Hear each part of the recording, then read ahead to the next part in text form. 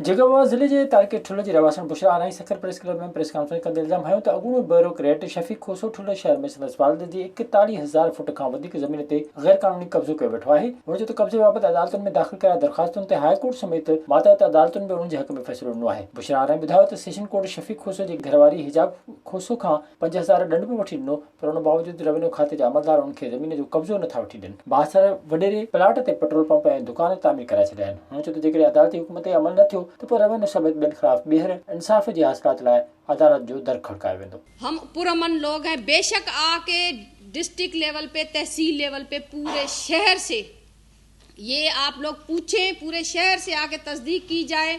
जो मेरे अब्बू के साथ भाईवार था ज़ियाउद्दीन सरकी, उसको कसम दे के आप पूछें। तप्पेदार मुनीर चन्ना जिसने ये सारी कारस्तानी की, जो उस वक्त तप्पेदार था, उससे पूछें कि ये चीज़ उसने कैसे बनाई है, वो आपको सब बताएगा। मगर मुझे नहीं समझ आ रही कौन सी ताकत है जो एक्स डीसी रिटायर बंदा एक जिसका इतना पावर है पाकिस्तान में कि उसने कब्जा किया हुआ है। कागज बोल रहे हैं, कोर्टों ने सारा कुछ हमें दे दिया है, उसको झूठा करार दे दिया है। विजिट कयो अवामी आवाज़ मीडिया ग्रुप की वेबसाइट awamiawaz.pk।